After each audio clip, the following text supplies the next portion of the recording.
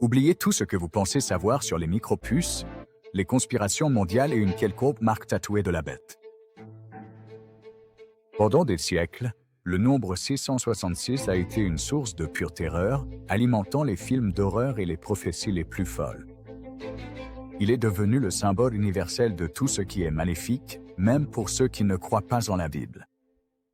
Mais si je vous disais que la Bible n'essaie pas de vous effrayer avec un code secret? Et si, en réalité, il s'agissait d'un message clair et puissant sur un choix que vous devez faire aujourd'hui? En toute vérité et simplicité, la Bible nous donne sa propre clé pour élucider enfin ce grand mystère, et c'est bien plus profond et personnel que n'importe quelle théorie du complot.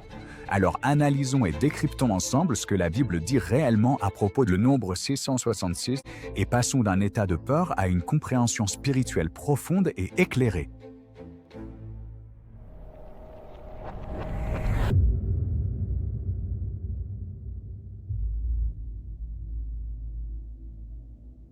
Toute la fascination et la peur autour du 666 trouvent leur origine dans un seul passage, le livre de l'Apocalypse, plus particulièrement dans le chapitre 13.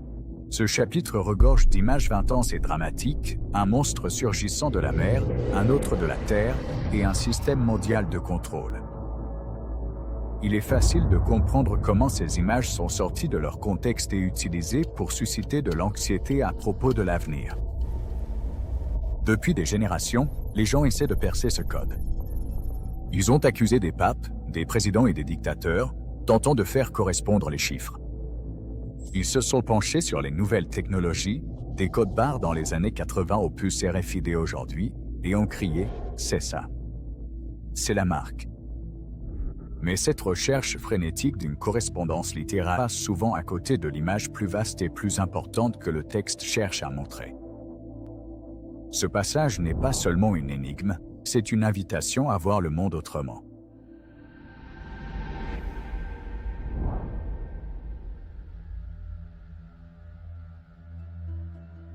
Pour vraiment comprendre la signification du 666 et de la marque de la bête, il faut aller directement à la source, l'Apocalypse chapitre 13. Ce chapitre dresse un tableau dramatique et symbolique du système mondial de la fin des temps.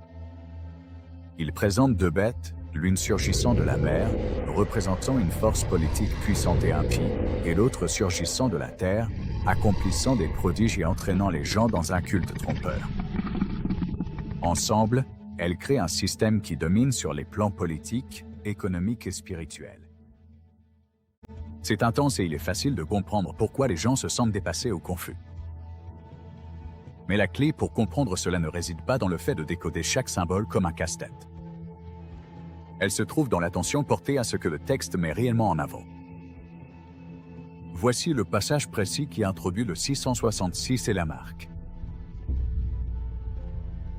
Il fait en sorte que tous, petits et grands, riches et pauvres, libres et esclaves, reçoivent une marque distinctive sur leur main droite ou sur leur front, et que personne ne puisse acheter ou vendre, à l'exception de celui qui a la marque, le nom de la bête ou le nombre de son nom.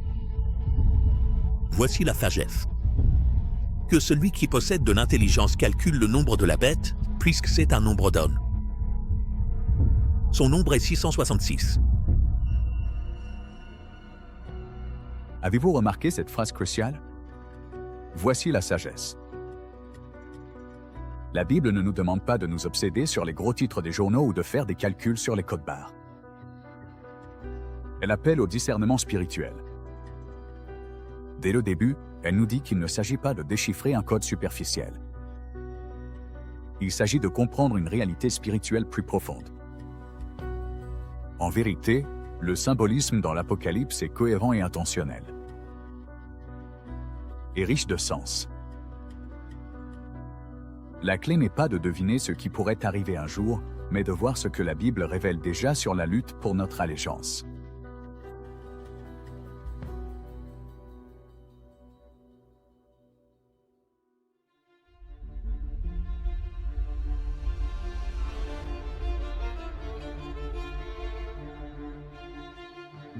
Pour avoir cette sagesse, il faut comprendre que le livre de l'Apocalypse est imprégné de symbolisme, notamment en ce qui concerne les nombres. Les nombres dans la Bible portent souvent une signification plus profonde. L'un des plus importants est le chiffre 7, qui représente la perfection divine et l'accomplissement. Dieu a créé le monde et s'est reposé le 7e jour. En revanche, le chiffre 6 représente l'homme. L'humanité a été créée le 6e jour.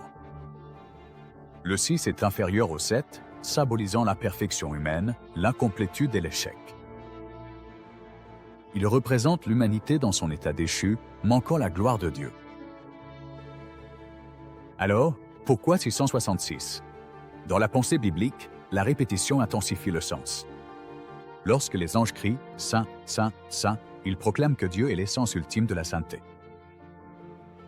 De la même manière, 666 est l'expression emphatique et complète de la rébellion centrée sur l'homme. Il ne s'agit pas ici simplement de l'imperfection. C'est une imperfection perfectionnée. Cela symbolise et incarne un système entièrement centré sur l'être humain. L'homme qui s'exalte, l'homme qui s'adore lui-même, tandis que Dieu se voit rejeté. C'est un monde qui essaie désespérément d'être son propre Dieu.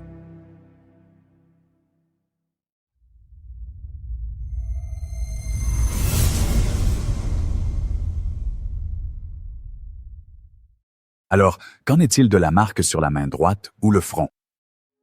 Nos mentalités contemporaines pensent tout de suite à des dispositifs purement physiques, tatouages, puces, implants. Mais pour les premiers lecteurs de l'Apocalypse, ce langage était particulièrement familier et évocateur. Cela fait directement écho au passage du Deutéronome chapitre 6, verset 8, où Dieu a ordonné au peuple d'Israël de lier ses commandements sur leurs mains et entre leurs yeux. C'est un signe symbolique de loyauté absolue et de dévotion sincère. La marque de la bête en est une contrefaçon. Le front représente vos pensées, vos croyances et votre vision du monde. La main symbolise concrètement vos actions, votre comportement quotidien et la manière dont vous menez votre vie. Recevoir la marque, donc, ce n'est pas être trompé. Cela est un choix d'alignement délibéré et volontaire. Cela signifie permettre à votre esprit et à vos actions d'être façonnés par un système qui rejette Dieu. Ce n'est pas quelque chose que l'on peut vous imposer à votre insu. Le livre de l'Apocalypse le présente comme une allégeance volontaire et consciente, un acte de dévotion, un symbole d'adoration et de loyauté.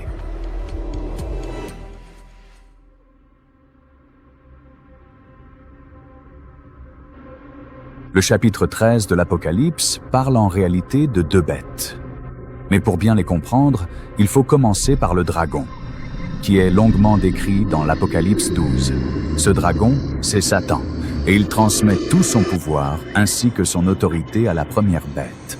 La première bête, qui sort de la mer, symbolise les systèmes gouvernementaux oppressifs et impies, les empires et les dirigeants à travers l'histoire qui se prennent pour des dieux et exigent une allégeance absolue. Puis il y a la deuxième bête qui monte de la terre. Elle ressemble à un agneau, mais parle comme un dragon. Elle accomplit des signes et des prodiges, trompe les gens et pousse le monde à adorer la première bête. La deuxième bête est ensuite appelée le faux prophète, comme on le voit dans l'Apocalypse chapitre 13, verset 13, un maître de la tromperie, de la fausse religion et de la manipulation spirituelle. Ensemble, le dragon, la première bête et la deuxième bête forment une trinité contrefaite. Le dragon, que l'on identifie à Satan, cherche à imiter Dieu le Père Tout-Puissant en accordant pouvoir et autorité suprême. La première bête, représentant l'Antéchrist, imite le Christ non seulement en recevant l'adoration, mais aussi en se présentant faussement comme un être divin. De même que la véritable résurrection du Christ fut la preuve infaillible de son identité divine, la bête utilise de faux signes et prodiges pour promouvoir un faux évangile et se présenter comme un sauveur à un monde trompé. La seconde bête, ou faux prophète, reflète le rôle du Saint-Esprit. De même que le Saint-Esprit attire les gens à suivre et adorer Jésus-Christ, cette bête utilise de faux signes et prodiges pour amener les gens à adorer la première bête. C'est une imitation pervertie et malveillante de la Sainte Trinité par Satan, un miroir démoniaque élaboré dans le but de tromper le monde entier et d'exiger une allégeance absolue et totale, tant sur le plan spirituel que politique et économique.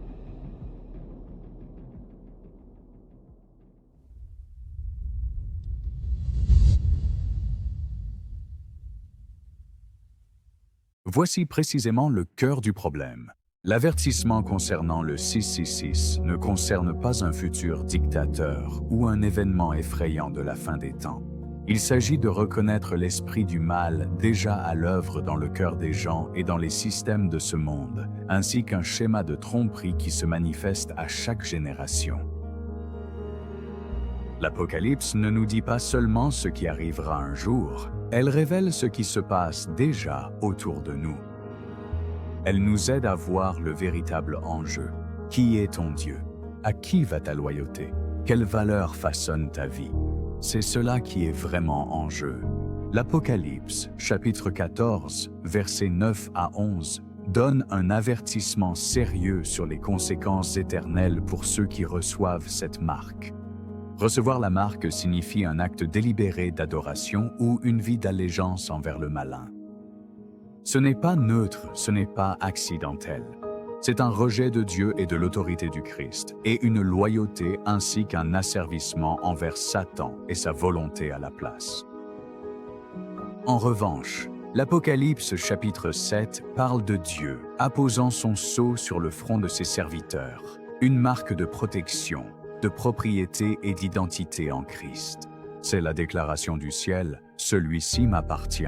Mais dans l'Apocalypse chapitre 13 et 14, nous voyons la sombre contrefaçon, la marque de la bête, marquant ceux qui appartiennent au monde et à sa rébellion. Une marque signifie la loyauté envers Dieu. L'autre, l'allégeance à Satan.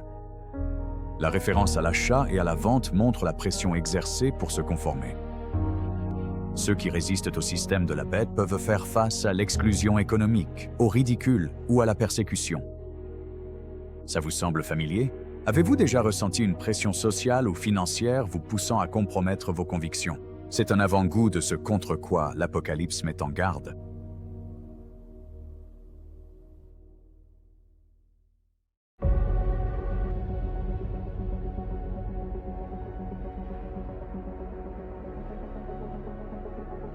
Saviez-vous que de nombreux spécialistes pensent que le nombre 666 faisait directement référence à un nom, Néron César? Lorsqu'on écrit ce nom en lettres hébraïques et qu'on le calcule à l'aide d'un ancien système appelé Gematria, où chaque lettre a une valeur numérique, Néron César donne exactement 666. Et voici le clou du spectacle. Certains manuscrits anciens indiquent même 616. Ce qui correspond à une variante orthographique du nom de Néron. Ce n'était pas une supposition au hasard. Pour l'Église primitive, Néron était la bête incarnée, un empereur brutal qui faisait brûler les chrétiens vifs, exigeait d'être adoré et représentait l'incarnation même du pouvoir sans Dieu. Mais c'est ici que l'Apocalypse devient encore plus puissante. Il ne s'agissait pas seulement de Néron, et ce n'est pas uniquement à propos de Rome. La bête est un schéma. Un esprit de rébellion récurrent qui ne cesse de réapparaître tout au long de l'histoire de l'Église, prenant différents visages, prononçant différents slogans, mais répétant toujours le même mensonge. L'homme est Dieu. Et oui, même si les micropuces, les identifiants numériques et les technologies émergentes peuvent être des outils utilisés par de futurs systèmes de contrôle, ils ne sont pas le véritable danger. La marque de la bête a toujours été plus qu'un simple dispositif. Il s'agit de dévotion. Vous ne la prendrez pas par accident. Ce n'est pas quelque chose dans lequel on tombe par hasard. La Bible la présente comme un choix clair et conscient, un acte de loyauté envers un système qui exalte l'homme, fait taire le véritable évangile et exige votre adoration.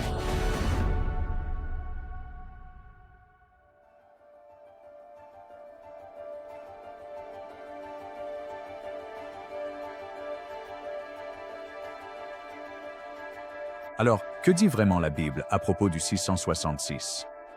Ce n'est pas une histoire d'horreur destinée à vous terrifier. C'est un appel au réveil. C'est un avertissement symbolique contre la confiance dans un monde qui exalte l'homme, rejette Dieu et refuse de se soumettre au Seigneur Jésus-Christ. 666 représente l'humanité en rébellion défiant Dieu. Et la marque de la bête? Ce n'est pas seulement une question d'avenir. C'est une question d'aujourd'hui. Selon les Écritures, toute personne qui ne s'est pas tournée vers le Christ, qui n'a pas mis sa foi en lui, ne s'est pas repentie et ne s'est pas soumise à sa seigneurie, est déjà alignée avec la bête, déjà marquée par les valeurs du royaume des ténèbres. c'est la vérité qui dérange. Il ne s'agit pas seulement d'un événement futur, mais d'une condition présente. Nous avons tous péché, et par nature, nous suivons tous la voie du dragon, le même esprit qui a alimenté les empires, les idoles et les mensonges à travers les âges. Mais il y a une bonne nouvelle. Comme Pierre l'a dit le jour de la Pentecôte, soyez sauvés de cette génération perverse. Il existe une issue, une façon de changer d'allégeance. Une façon d'être scellé, non par la bête, mais par Dieu lui-même. Alors la question n'est pas « vais-je être trompé pour accepter une puce, un code-barre ou un vaccin ?» La vraie question est « me suis-je détourné du système de ce monde et ai-je remis ma vie à Jésus-Christ ?» Quel nom est inscrit sur ta vie? À quelle image ressembles-tu? Quelle voie suis-tu? L'Apocalypse ne t'appelle pas à paniquer, elle t'appelle à discerner. Elle t'appelle à la repentance. Elle t'appelle à Jésus. Un royaume tombera, l'autre régnera pour toujours. Choisis ton roi. Si cette vidéo t'a apporté de la clarté ou même simplement une nouvelle perspective, partage-la avec quelqu'un qui est encore pris dans le brouillard de la peur ou de la confusion. Remplaçons la spéculation par les Écritures et l'anxiété par la vérité. Et j'aimerais avoir de tes nouvelles. Qu'est-ce qui t'a le plus marqué? Comment cela change-t-il ta façon de voir ta vie, l'éternité et le monde qui t'entoure? Laisse un commentaire ci-dessous et rejoins la conversation. Et si tu apprécies un enseignement qui explore en profondeur la parole de Dieu sans l'édulcorer, abonne-toi. Il y a encore plus à venir. Merci d'avoir regardé.